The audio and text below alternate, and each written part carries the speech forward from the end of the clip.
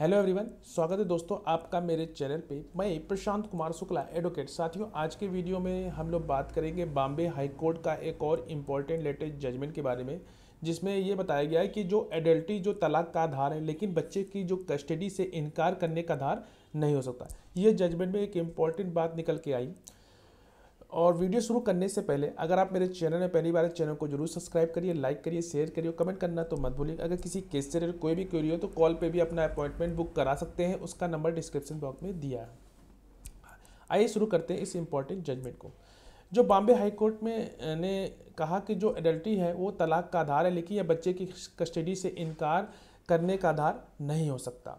Court ने कहा कि अडल्टी के आधार पर अपनी अलग रही पत्नी से अपनी 9 वर्षीय बेटी की कस्टडी मांग करने वाले पूर्व विधायक की जो बेटे हैं द्वारा उनकी जो रिट याचिका है उसको खारिज कर दी।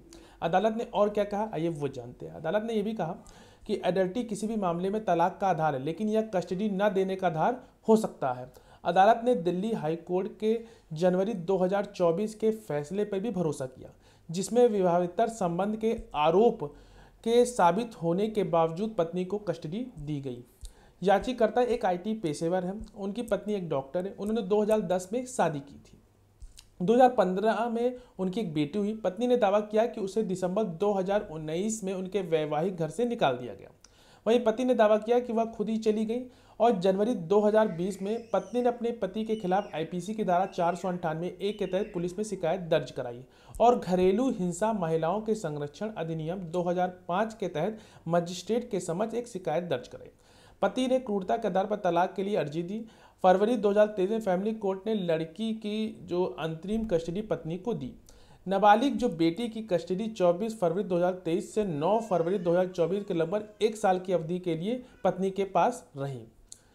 पति ने 24 फरवरी 2023 को बेटी को पत्नी को सौंप कर कस्टडी आदेश का पालन किया, लेकिन 11 फरवरी 2024 को सप्ताहांत की यात्रा के बाद वो अपने बेटी उसकी मां के घर वापस नहीं लौटा पाया। उसने कस्टडी व्यवस्था के संशोधन की मांग करते हुए एक अंतरिम आवेदन भी दायर किया, जिसमें फैमिली कोर्ट ने खारिज कर दिया। इस प्रकार उसने हाई कोर्ट के समक्ष वर्तमान जो रिट याचिका को दायर की। पति ने नाबालिग बेटी के कथित असुविधा और पत्नी के कथित कई मामलों में हवाला देते पत्नी की कस्टडी के खिलाफ तर्क दिया। अदालत ने इस बात पर भी जोर दिया गया कि ऐसे दावों की पुष्टि होनी बाकी है और हिरासत के मामलों में यह निर्णायक कारक नहीं हो सकता। आरोपों के आधार पर इस बात पर संदेह है कि क्या कस्टडी पत्नी को दी जा सकती है का कोई असर नहीं होगा। विभिन्न निर्णयों के अनुसार इसमें कोई भी संदेह नहीं है। एक अच्छी पत्नी का ना होना जरूरी नहीं कि वह एक अच्छी मां भी ना हो।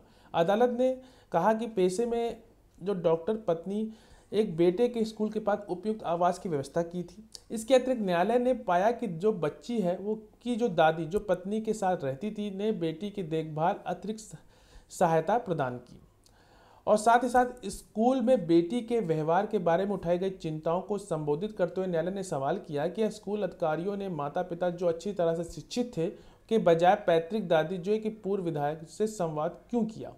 न्यायालय ने यह भी कहा कि स्कूल के अधिकारियों के पास नाबालिग बेटी से संबंधित मुद्दों के बारे में दादी को सूचित करने का कोई कारण नहीं है, जबकि नाबालिग बेटी के दोनों माता पिता उपलब्ध हैं। इसलिए यह कोई एक मूल नहीं हो सकता है। दोनों माता पिता अच्छी तरह से शिक्षित हैं और वास्तव में नाबालिग बेटी और माँ पेशे से एक डॉक्टर है।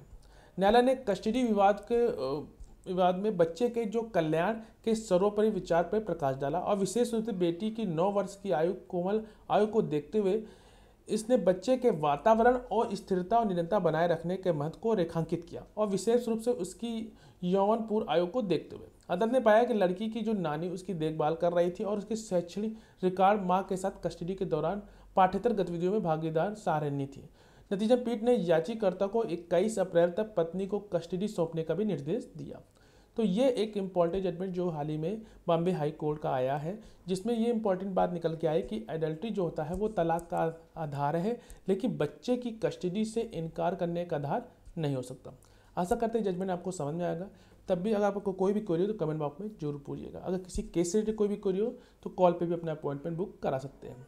इस जजमेंट का केस टाइटल मैंने डिस्क्रिप्शन बॉक्स में दे दिया, आप जाकर उसको जाकर पढ़िए, समझिए। अगर कोई भी क्वेरी हो तब भी पूछ सकते हैं। मिलते हैं एक नेक्स्ट वीडियो, तब तक के लिए धन्यवाद।